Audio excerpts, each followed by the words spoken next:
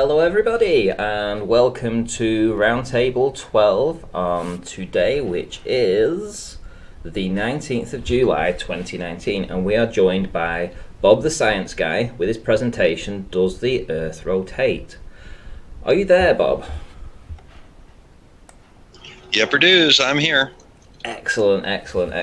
Thank you very much, by the way, for doing this presentation. It's always nice to get a new face on the panel doing something, and I've seen your presentation. It's very slick, it's very well done. I enjoyed listening to it, and I am sure that there's going to be a lot of people in chat that might have something to say, and I hope they will. I know you're very busy right now, you're actually at work, so you're taking time out to come and jump on and help out, which is great. But I think your presentation lasts around about 17 or 18 minutes, so I guess you got a little bit of respite in the middle whilst I just play this in a minute.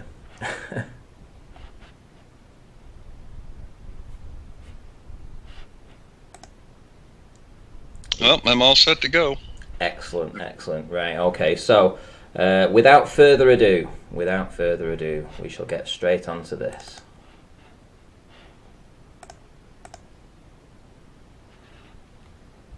Well, hi everyone, and greetings from Northern Michigan. This is Bob the Science Guy. You know, one of the things that really interests me about the Flat Earth movement is some of the questions that they ask, because they make me start to think back to my middle school, high school, and college education. One of these questions is, well, I can't feel the Earth moving under me. How can you prove to me that it's rotating? Now, I obviously like the rotating Earth. It's in the background right here, sped up over 700 times. So when Ranty Flat Earth and I spoke about appearing on his new series, he asked me to come up with a good idea for a video that I could present, and I decided to go ahead and show the demonstrations of how we can tell the Earth is rotating. So I hope you enjoy it.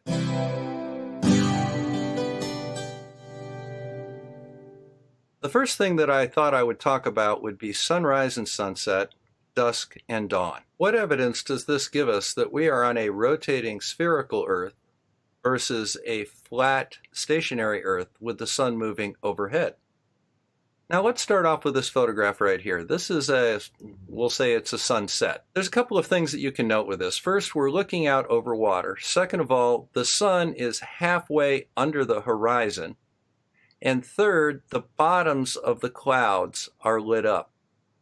Now, demonstrating the exact same principle is this shot of Mount Rainier in Washington State in the United States. You can clearly see where the sun is in the mid portion of the photograph on the left. Mount Rainier is casting a shadow upward onto the base of the clouds above it, and of course the clouds are lit from the underside as well.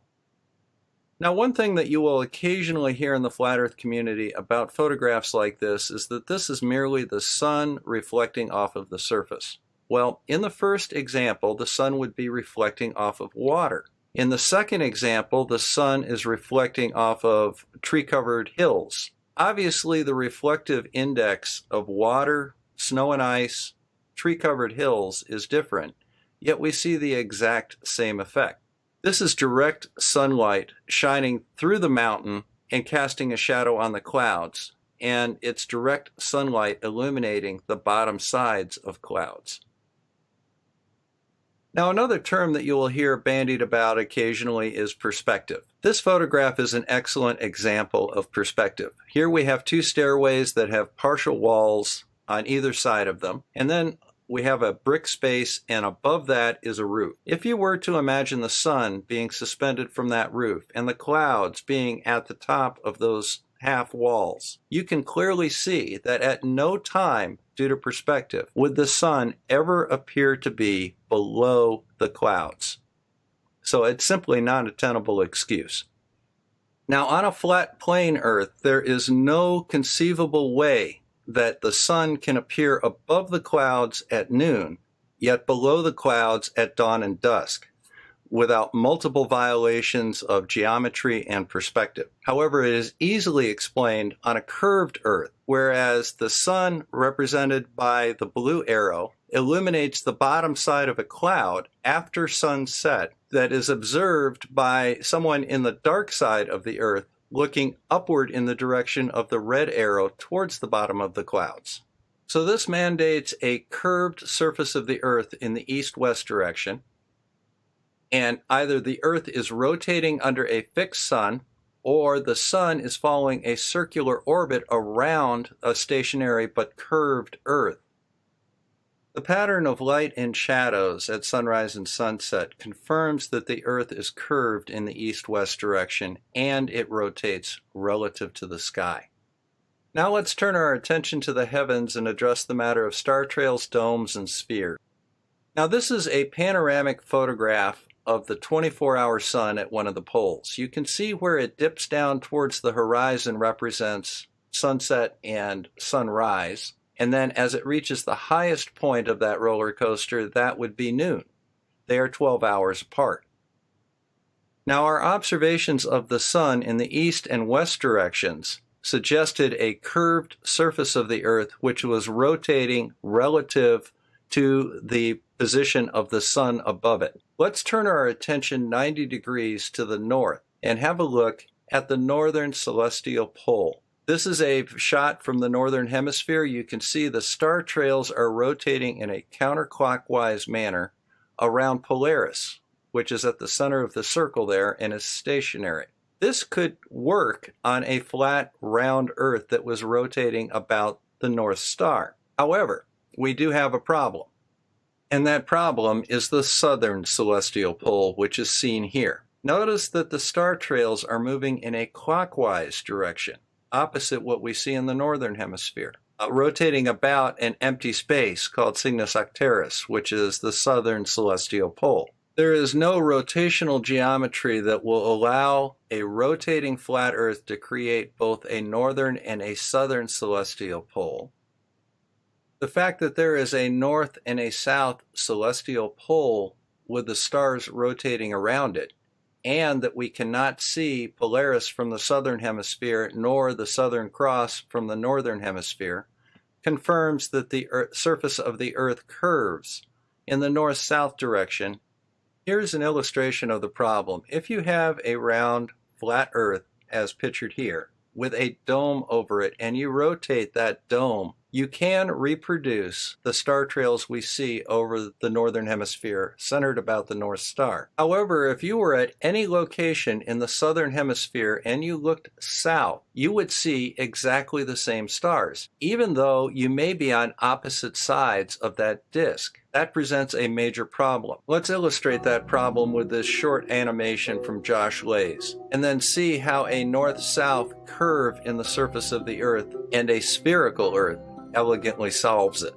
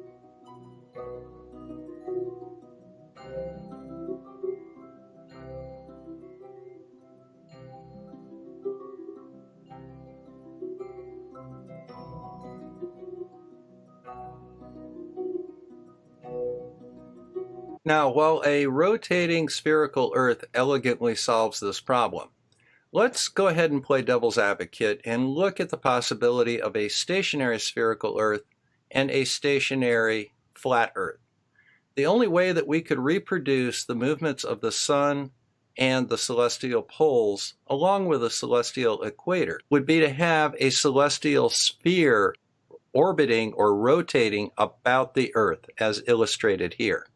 Now let's turn our attention to the question of rotation and centrifugal force.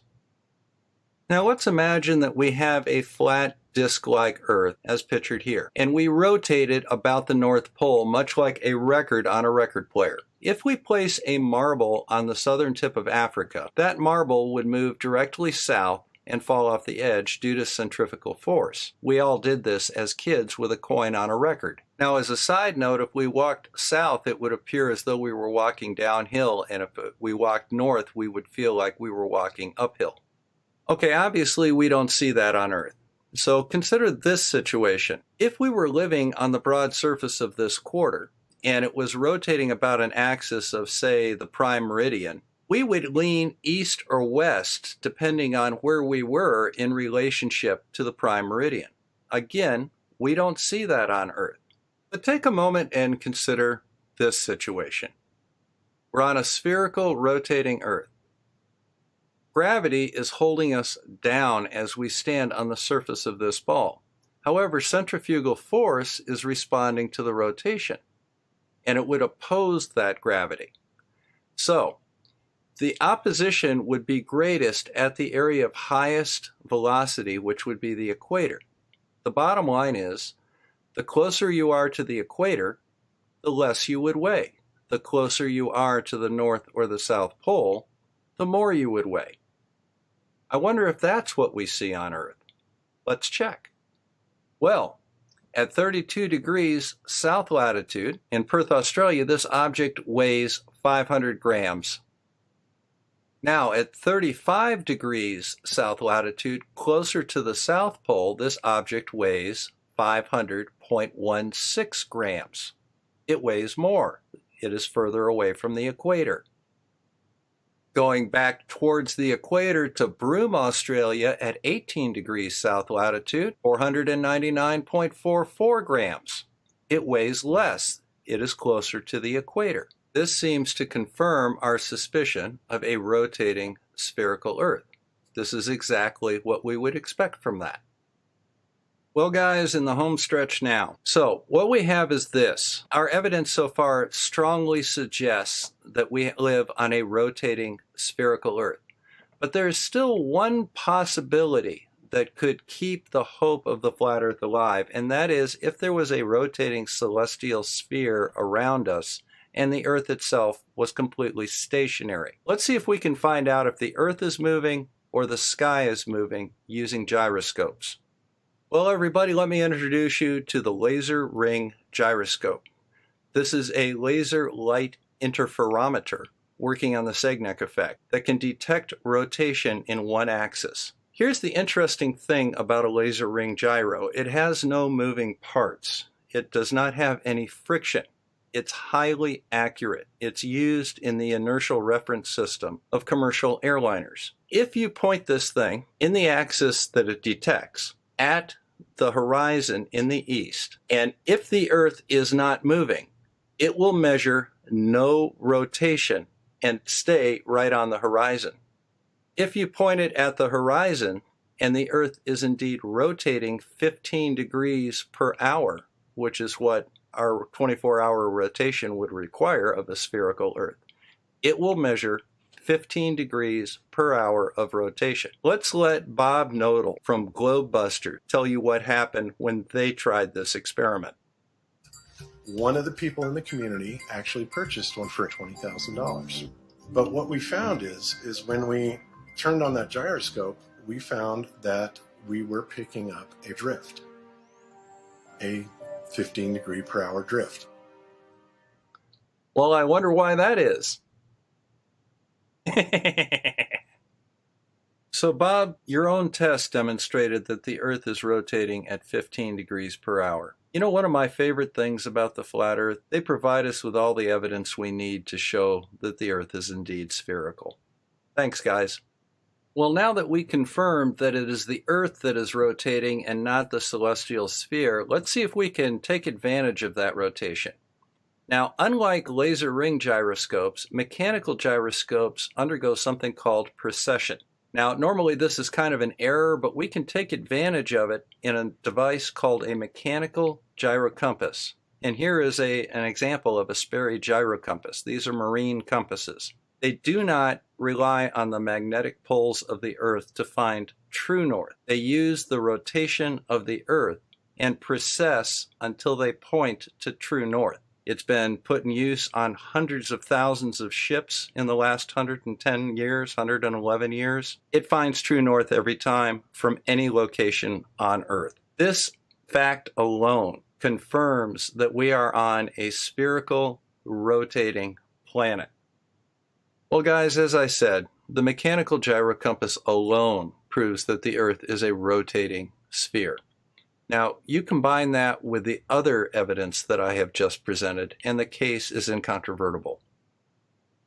Now let's go ahead and review our conclusions here. Based on the pattern of light and shadows at sunrise and sunset, the Earth is curved in the east-west direction, and it is also rotating in relationship to the sky above. Whether it's the sky or the Earth rotating, we haven't determined yet. Number two, the Earth is curved in the north-south direction, and it rotates relative to the sky as well. Again, we don't know if it's the Earth rotating or the sky rotating. Given number 1 and 2, the only geometric shape that fits is that of a sphere. It is geometrically impossible for the Earth to be a flat plane with the stars and the sun rotating above it.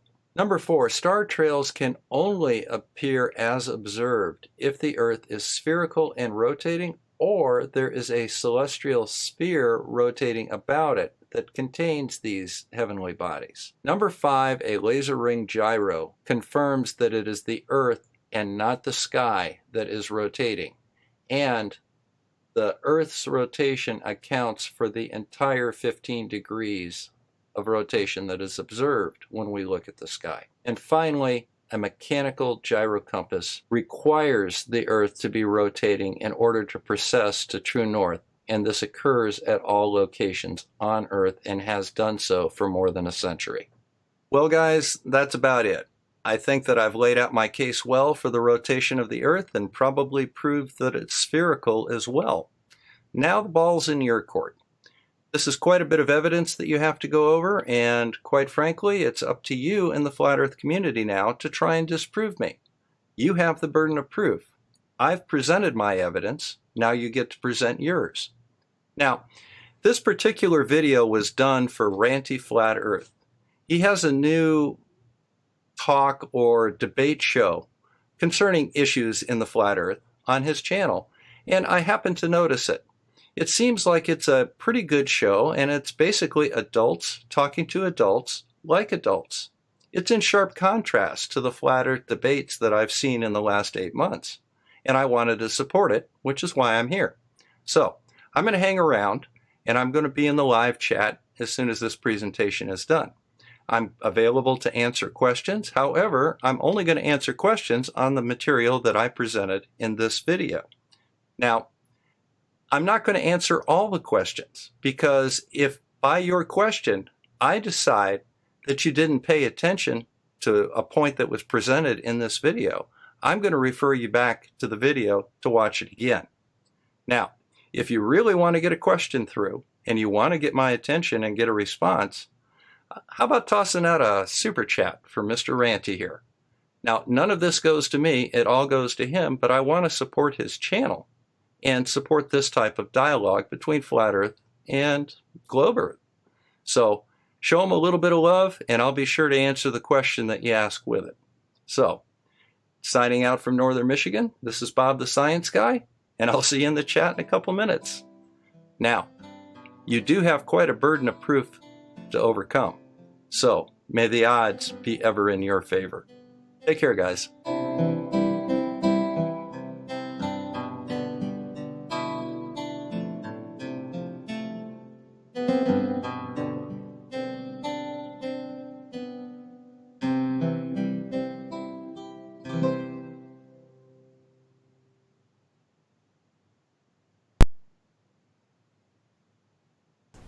Well, thank you very much, Bob, for the presentation.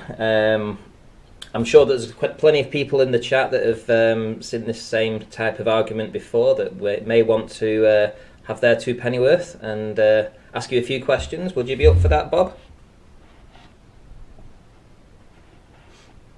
Yeah, sure, I'm up for it, man. Excellent, excellent. Okay, so I'm just going to play a little bit of music in the meantime. If you want to go ahead and mute this other channel. I'm sure there's plenty of people in the chat that have seen this same type of argument before, that they may want to ask you a few questions. Would you be up for that? There you go. Have you muted that one now? Excellent. Right. I've got that one muted, but okay. Right. So I'm gonna watch the chat, and I'm just gonna listen to you. Okay. So far, I haven't seen anything of note in the chat. Just a bunch of personal attacks and stuff. So I mean, I don't even see any questions here. I'm sure there'll be questions soon. Right, I'm just going to play a bit of music, so back in about 3 or 4 minutes, so if you want to pop yourself back on mute there, Bob, please, and in the meantime we'll take questions in the chat, and when we return we can crack straight on with the questioning.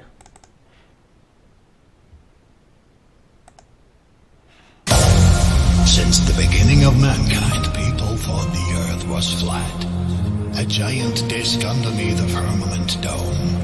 The Earth was the center of the universe. 500 years ago, science told us we live on a globe. A spinning ball shot into infinite space. They want us to believe that we are nothing but random stardust. Meaningless. But they're wrong. They lie. Wake up. The Earth is flat. The Earth is flat.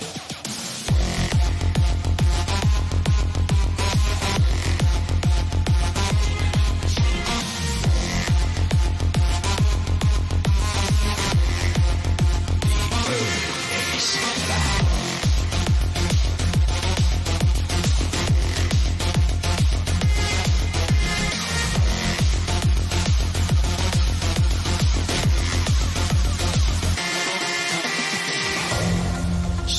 Is a hoax.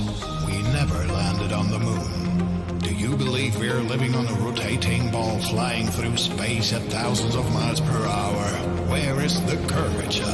Where?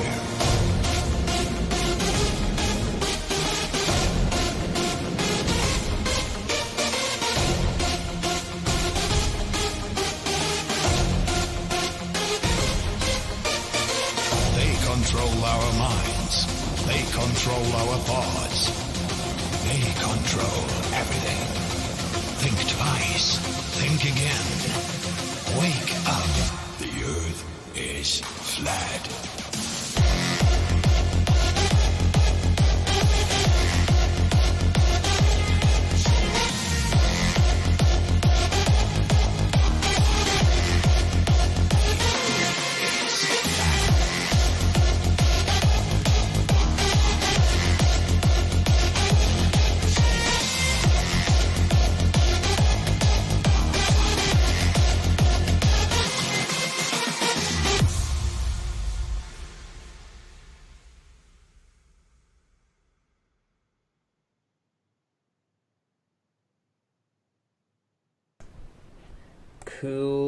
Cool video.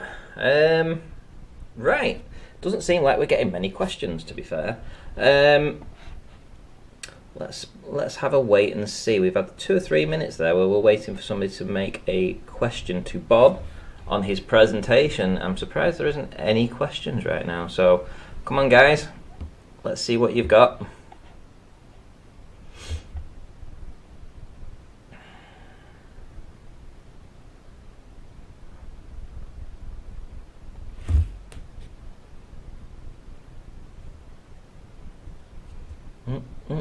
We can wait. I mean, if this is going to be the first presentation where we don't get any questions, that's going to be a first for sure. I mean, we've had a couple of statements, Bob. Do you think there was any presuppositions in your actual presentation?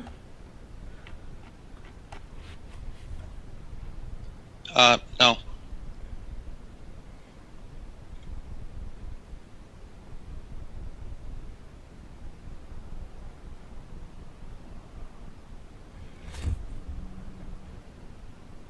Okay, so why is that the only gyro that ever shows any precession?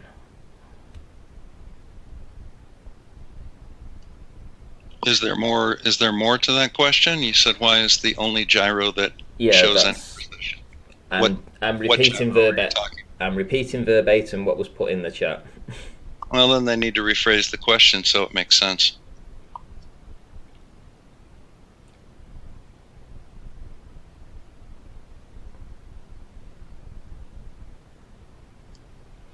Okay, so Bob, why with all the movement Earth is supposed to be doing, why do you think the gyro measures spin? Well, the gyro measures spin because of something called rigidity in space. There's a thing when you set a gyro in a spin about an axis. Along that axis, you have something called angular momentum that resists that angular momentum being changed. Okay? The faster the gyro spins, the more powerful that angular momentum is. So when you set a gyroscope and point it at something, it should remain pointed at that particular distant object. And if the Earth is moving, or if the Earth is not moving, it won't change or it won't precess at all. If the Earth is rotating, it will elevate to track that. Imagine the rising sun in the east. If you point the gyroscope at the rising sun in the east, during the course of the day, if the sun is rotating, if the sun is moving around the Earth, the gyro will continue to be pointed at the horizon and the sun will just simply do its thing. If the Earth is rotating, what will happen is the gyro will end up following the sun. And basically that's what we see.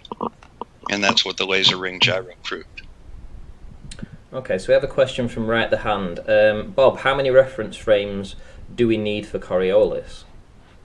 Coriolis is not covered in this presentation. Let's see. So from Sky Gizmo, who makes a statement, in a toroidal field on a plane of inertia, the device would also process, closing the scope to his limited glib set of conclusions. I would not ask a question, so it's a statement. Okay, so he's not asking a question. Would you agree with this statement? No. I'm not even going to address the statement if he doesn't have. I'm here to answer questions if they have a question on the presentation.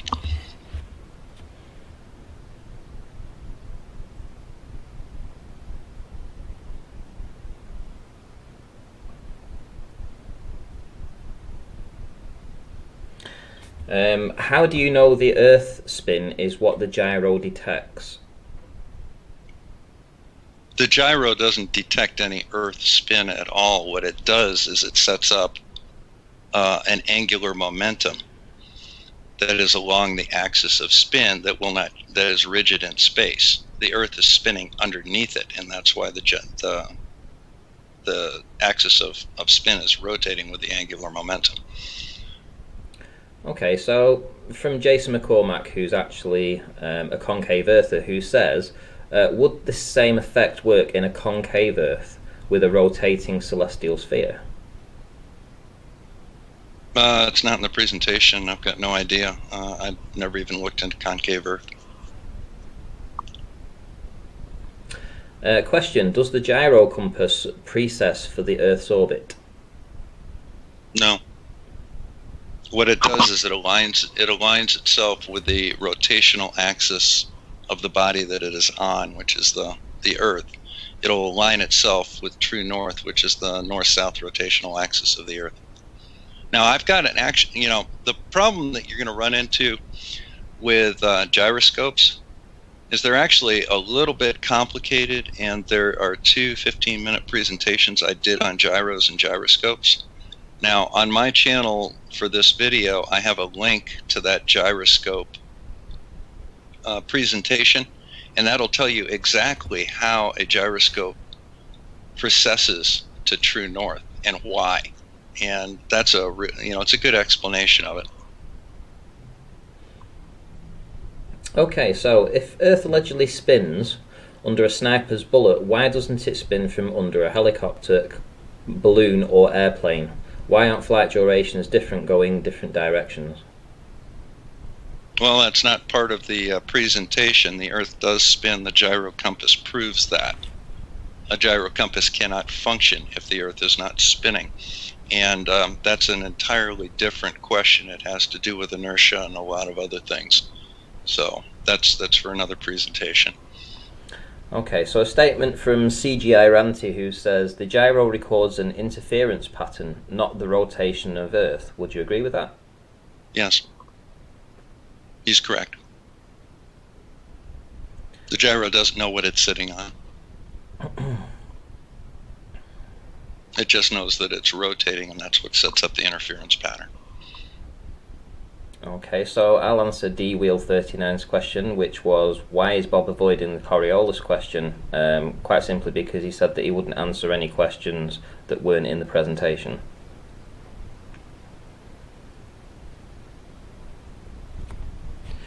How does the gyrocompass prove the sky is moving rather than the sky moving?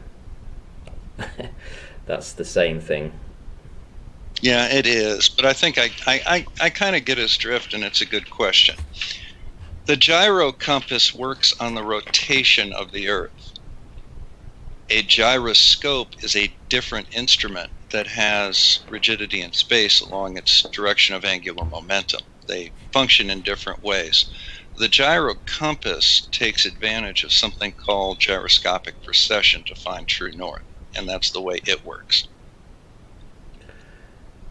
Okay, so obviously the title of this presentation is Does the Earth Rotate? So we have a question from Right the Hand who says if the gyro doesn't detect the Earth spinning but an interference pattern, then how does it prove the Earth spin is the result? Okay, I'm going to refer him back to the video because that's very clearly explained there. There's a diagram. Got to pay attention there, Chief.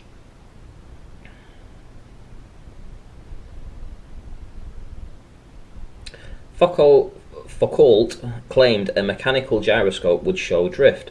Why don't modern mechanical gyroscopes show drift? They do. It depends on the precision of the gyroscope. Would you know any particular names of those gyroscopes? Off the top of your head? Not right off the top of my head, no. No, that's okay. What you would want is you would want a large gyroscope, a large heavy gyroscope spinning very rapidly. And, quite frankly, a gyrocompass is demonstrating a drift. That's how it works. Let me explain to you real quick how a gyrocompass works, because I think that that's a big question. Now, if you have a gyroscope and the axis is aligned towards the eastern horizon, due east, okay? It doesn't find a body in space, but just use this as a way to kind of visualize it. On the equinox, the sun will rise on the equator directly east of you. If you point a gyroscope at that, it will continue to point at the sun as the Earth rotates underneath, and as a result, it'll track up, so at noon it'll be directly overhead.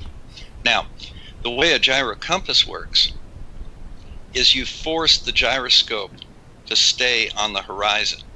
And to do that, what you have to do is you have to put a torque on it to push it down. Now, when you put a torque on it, if you were to imagine the direction of that torque being in the direction of your right hand, if you stick your thumb straight out, that's the direction of force on the angular momentum. And as a result, that will move the axis of rotation towards true north, okay? And eventually it'll settle on its lowest energy state, which is exactly true north. Now, if you started off with the gyroscope pointing west at the setting sun from the equator in the same situation, the gyroscope will attempt to dip down. And what you'll have to do is take your right hand again, reach underneath and push it back up to the horizon. And once again, your thumb will be pointing to the north, and that's the direction of the force on the angular momentum. So even if you have it pointed at the west, it'll drift back to the north, and they will balance at true north. Okay, we have an interesting question from Gleam who asks, why did George Sagnac say the observed interference effect turns out to be the optical vortex effect due to the motion of the system with respect to the ether? No clue.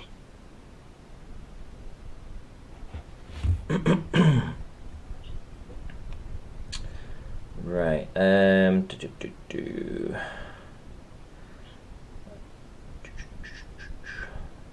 Still looking for more questions, guys? Come on. All right. You go have a look for some questions. I'm going to go check and see if I got anybody out front.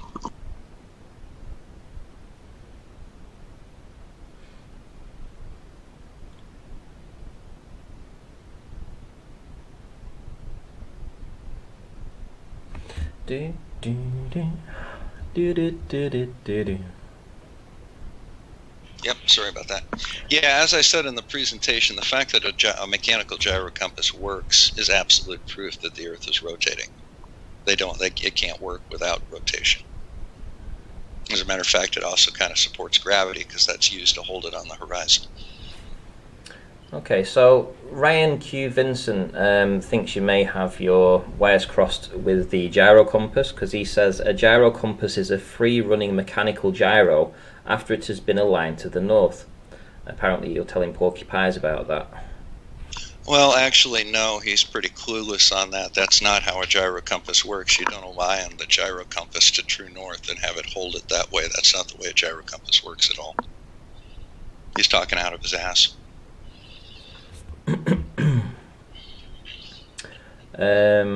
Right, okay, so why is only one movement detected by the ring laser gyroscope when there should be several if the globe model is to be believed? Okay, well, that's a great question. It has to do with how a ring laser gyroscope is designed.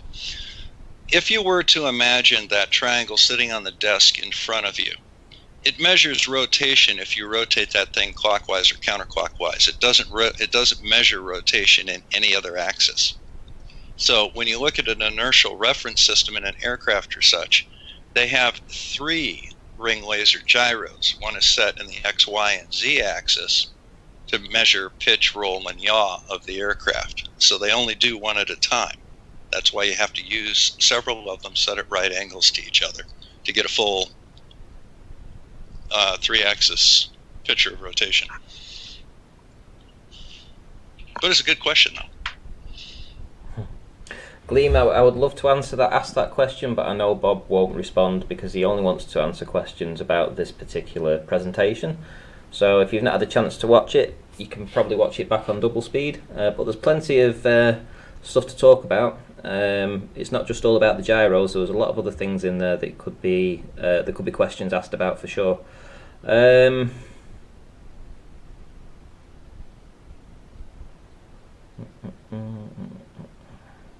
Now you see, yeah. Now Rock Farmers out there says thank you at Ranty Flat Earth and at Bob the Science Guy. Thank you both for trying to raise the level of discussion. This is a great type of discussion between globe and flat Earth. You know, like I said, adults talking to each other like adults, and that's something that I haven't seen a lot in some of the other debate shows. And that's one of the reasons that I came here. I think you're doing a great job, Ranty, and I appreciate the opportunity to come and talk to your audience. Cheers, Bob. I hope a few more people decide to come over and listen too, because you know there's lots of different micro topics inside Flat Earth that we need to sort of get to the debate on, basically, and really have the best of the best debating each other on that. So it's what I'm looking forward to. You know, I'm hoping that there will be somebody that will want to do a video against your presentation, and then the hope would be that at some point down the line you two would want to get into a formatted debate about that, if you'd be interested in that. Well, you know, one of the things about science is that we always like having our conclusions questioned. So, like I said, I've put my evidence out there. It's now in the court of the flat Earth, and the onus is on them. They have to disprove it or offer evidence to the contrary. You know, it's like this, you know, one more orbit flight. There's a lot of people out there that are saying, well, no, it didn't fly there. The flight path is this, that, and the other. Great. Show me the things sitting at Heathrow Airport when it's supposed to be in Chile. Because unless you can prove that it was somewhere else, it's where the data says it was. So I really don't care whether or not you don't like it. But if you have evidence to show a gyro, you know, like that one guy who doesn't know how a gyrocompass works. I told you how a gyrocompass works. If he disagrees with that, he can show me that you have to set a gyrocompass to true north in order for it to work. It's a simple thing to do. Otherwise, he's just talking out his tail, and it's not worthy of a response. Okay. Well, still waiting for more questions. I'm going to give it, as I always do, probably another 30 seconds. If I don't see a question, I'll wrap up. If I do see a question, we'll keep going. Here's a good question right here. How do you keep a gyro still to calibrate it? Now, I assume that you're talking about a gyrocompass. You don't have to. That's the beauty of a gyrocompass. It's not a magnetic compass. All you have to do is spin the darn thing up, and it will self-locate true north. It doesn't matter where you're pointing it. It will find true north on itself. Now, obviously, when you're dealing with like a specific model of Sperry gyroscopes or anything like that, there may be some procedure to make it a little bit easier. For example, you could save yourself you can technically spiral it up or spin it up, pointing in any direction, and it will find true north. It's just going to take a while to get to it. However, if you basically start it off kind of pointing in the general direction of magnetic north, it'll just get there a little quicker. So there may be procedures like that they do. Okay, well, speaking of things getting to places quicker, we have a question from Defund NASA who says, ask why a helicopter can't hover above the ground and travel to different cities since the Earth spins. Yeah. Well, because it basically goes with the spin of the Earth because it's already spinning itself. It's moving at the same speed that the ground underneath it's moving. This is basic physics. I mean, that's really a ridiculous question by somebody who doesn't understand even basic motion. When you are sitting in the back of a pickup truck doing 40 miles an hour, assuming the wind doesn't blow you out, if you jump up and down in the back of the pickup truck, you're going to land at the same spot you left. The reason being is that the pickup truck's moving 40 miles an hour. You're moving 40 miles an hour with a pickup. All you do is jump up. You continue to move that 40 miles an hour, and then you come right back down on the same spot. Okay, so we have a statement from CrowXE. Artificial horizon is usually not level at plane before startup, but it levels itself, finding down and up on its own once the engine starts and pendulous vanes are active. Would you agree? Yes. Okay. You have to spin up the gyros and let them stabilize. It takes a finite period of time to spin up the gyros in an aircraft. That's, of course, another type of a gyro. It's unrelated to a gyrocompass or a gyroscope. It's used to do a specific thing, and it's designed specifically to do that. Okay, so we have a statement from Cruzy. It says, I keep missing dozens of questions, apparently, but, I would prefer it if people actually type in capital letters, question, and then a full stop, and then put something, because you could be talking to somebody else, and there's a lot to read through. And I haven't got an awful lot of time to keep reading through all this, but from Gleam, if you look at how Gleam titles his stuff, he'll tag me with @RantyFlatEarth with question in capital letters. I can see that, I then know it's a question. So, the self-calibration pointing to north on a gyrocompass is using the magnetic field. Do magnetic fields move? No, it is not using the magnetic field. And again, that shows that you do not understand what a gyrocompass is. A gyrocompass is a non-magnetic compass. It finds true north based on rotation of the Earth and only on rotation of the Earth. It has nothing to do with magnetic north. Okay, so from LBB Store, question, does the Foucault pendulum and airplanes move in sync with the Earth or within a separate reference frame? Pendulums are not covered in this. I didn't address them.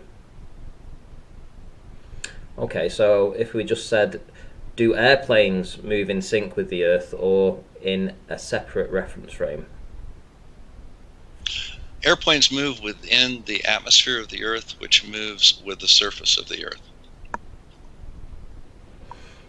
So if you have still air, we're not dealing with any winds or anything, and I fly from Kalamazoo to Lansing. I'm flying 74 miles roughly. All right. I'll fly directly. I'll take off from Kalamazoo. I'll fly 74 miles and I'll land at Capital City Airport in Lansing. I don't have to go an extra distance because the Earth is rotating or anything like that. I'm moving right. My plane, the air, and the Earth are all moving together. It's a single frame of reference.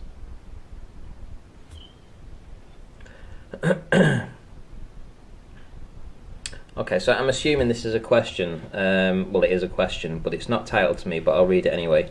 So if this 3-ring laser gyro in fact proves the spin of the Earth, why do laser gyros that level things in the construction field not work the same?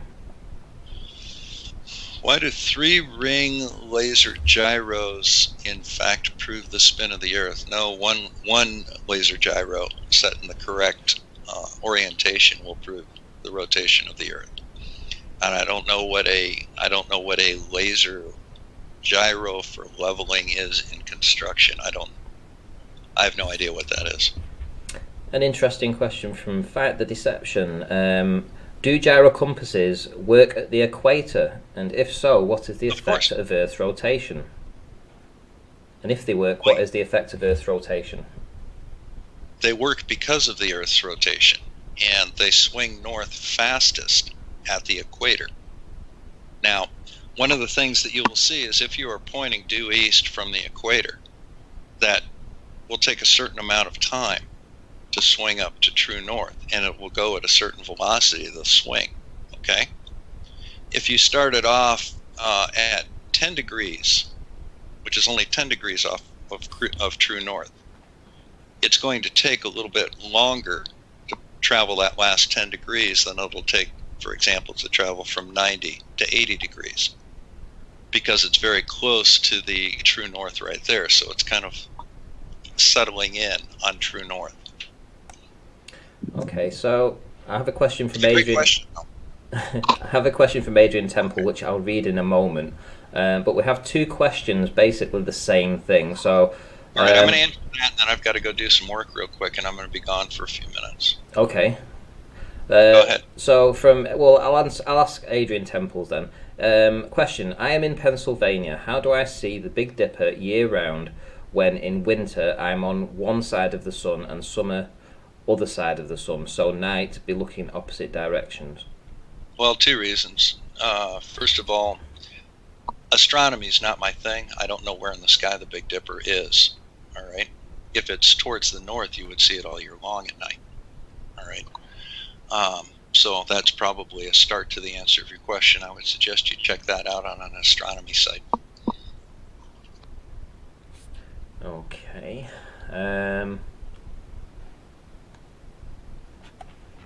Right, whilst he's away on a little break, we'll play a little bit of music, and then if you want to carry on asking questions, guys, I will do my best to capture them and get them asked him when he comes back. So let's put something different on. Hey Ranty, I've got to go do some work real quick. If you'll type your questions in the chat here on Skype, I'll type them back in Skype, okay? Okay, yeah, sure.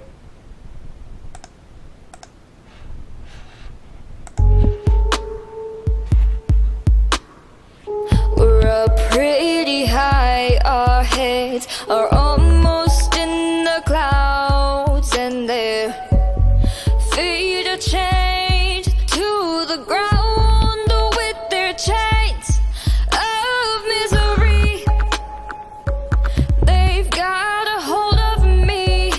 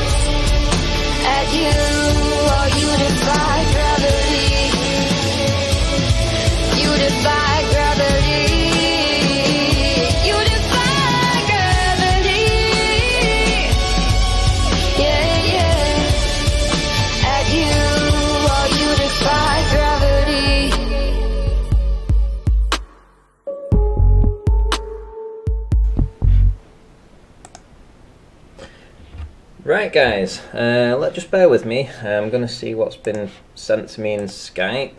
Let's just have a little look there. So I know Bob's working right now, so just bear with me because he might just be answering questions in the chat for the time being. We'll see. There was a question asked to me actually that said, would I be doing the rebuttal to this? And essentially, it was it's not my place to do that. I mean, I could do a rebuttal. Do I want to do a rebuttal? Not really.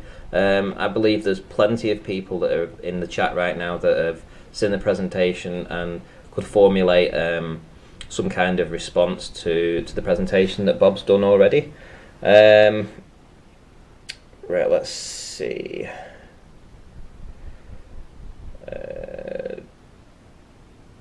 Type them here. Alright, so if there is any questions, Bob wants me to type them into chat. So let me see if I can find anything. So bear with me. I don't know how this is going to work out.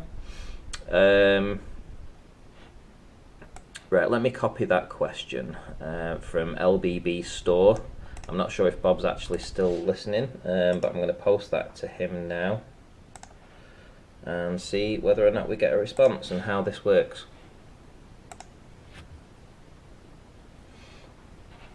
So I've just sent the message, does the Earth rotate underneath projectiles released into the air, similar to the field goal post attached to Earth Neil deGrasse Tyson mentioned, which tips the football in? So we'll see whether or not he responds to that. And if not, guys, I mean, listen, it's a different way of doing this particular show right now because, as I say, Bob is actually at work. So we have another show at 9 o'clock. We have another show in 2 hours' time from now. We have a Flat Earth presentation this time. If you remember, we had a Globe Earth presentation about the solar anemometer. And this particular time we're going to have a rebuttal to that. Apparently, we're going to show a presentation from a flat earther that can demonstrate that it only works on a flat plane and not a globe. So that will be in 2 hours' time if you guys want to tune back in and see that. Okay, so I'm not sure what's happening right now, but I haven't had a response in Skype to... Okay, hang on just a second. I just got back. Ranty question. Does the Earth rotate under projectiles released into the air similar to the field goal post attached to the Earth Neil deGrasse Tyson mentioned when he tipped the football in? Well, I didn't see his demonstration. I don't know. But if you look at things like 16-inch naval rifles off of battleships, yeah, they take into account both curvature and rotation when they sight those guns in to target. So, yeah. Okay. It has to do with the distance the thing flies, too. You know, you're not going to take into account rotation of the Earth, for example, if you're shooting at 100 yards. But, you know, if you're using a 16-inch naval rifle, you very well, and shooting 20 miles, yeah, you very well may have to incorporate that. I've seen a manual that suggested that, so I've never obviously fired a 16-inch naval gun. Okay, just there was a question that's been asked a few times now, and I'm trying to find it. Before I go see another patient here. Yeah, sure. I want to be a good participant in your panel here because this is a really great thing to do. No, oh, there we go. It's just a little bit up. So,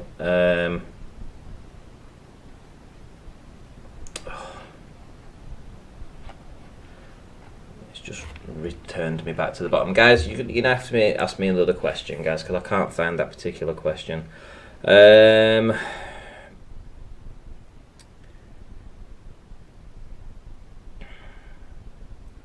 Okay, so 16... Right, the hand has an interesting question right here. 16-inch naval rifle account for Earth spin, but planes don't.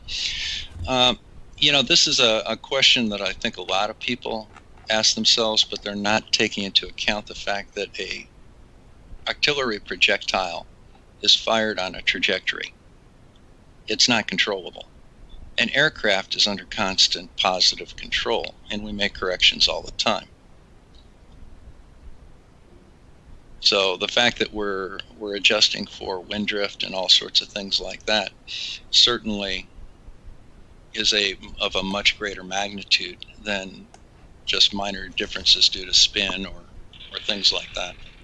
Okay, so here was the two questions, basically from a man like me and Ryan Schmaltz, who asked similar questions. But how does a gyroscope find true north while spinning on a spinning Earth? And the other one would be, what keeps a gyro compass from finding true south if only going off spin? Very good questions both. Now, there is a full video on my channel concerning the Gyrocompass, and it was just put out just a couple of weeks ago. It's got a gyro. There are two thumbnails that have a gyroscope on them. Get part 2. That's the Gyrocompass. The reason that it does that, it has to do with the direction of the torque that you're applying to the gyro to keep it on the horizon, and something called the right-hand rule. And again, this is a 10-minute talk on the function of gyroscopes, and I would suggest strongly that you just go ahead and have a quick look at the video. It's a relatively short video, and it explains it really well. But it's a great question. So a very good question from Colin Gibney again. Why are vertically fired projectiles not affected?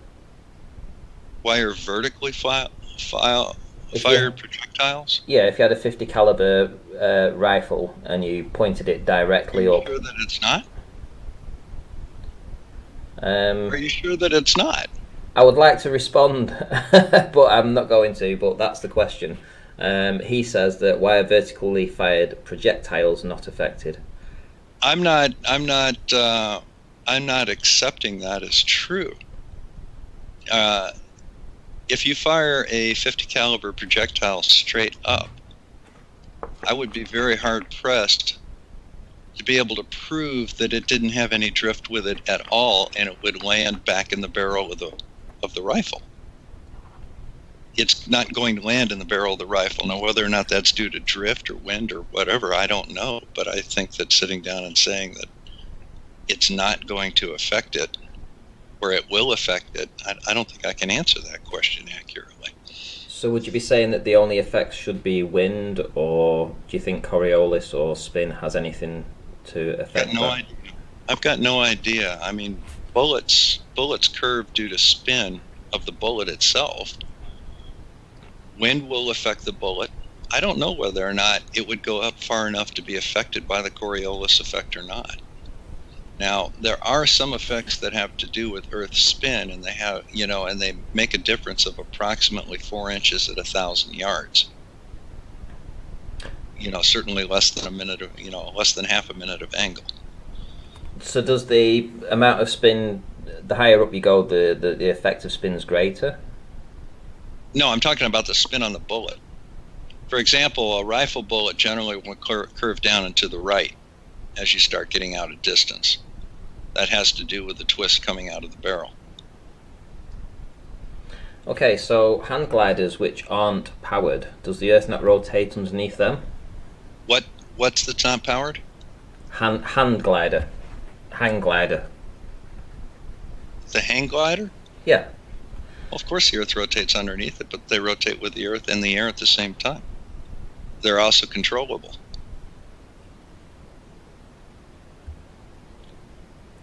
Right.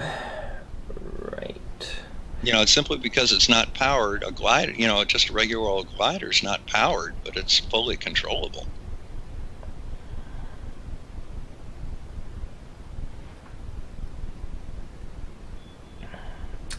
Right, I'm just going to see if there's any more questions. Going to give it another 5 minutes or so, and then we'll wrap up. So yeah, I don't want Arwin's to keep you all stating day. the obvious here that the spin of a bullet is trajectory. You might want to check the spelling of trajectory there, Arwin.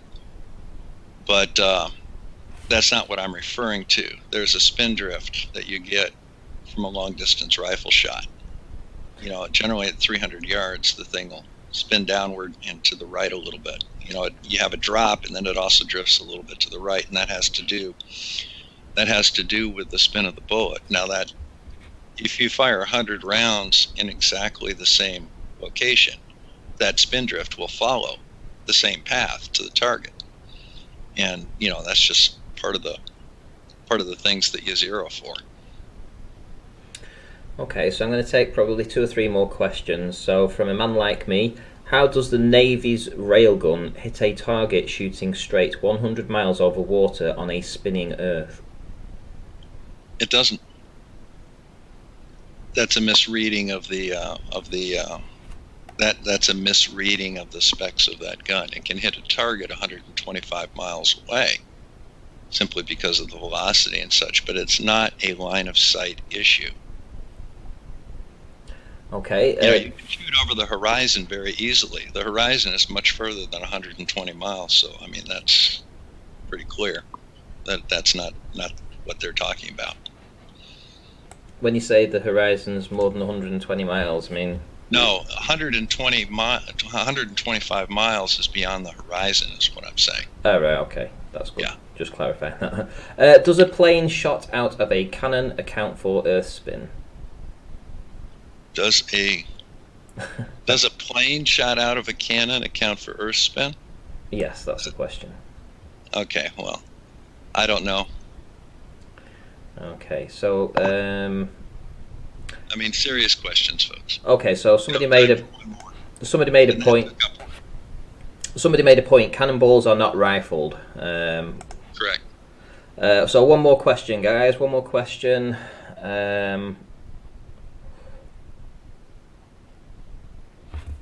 Right the hand on his comment here on the railgun.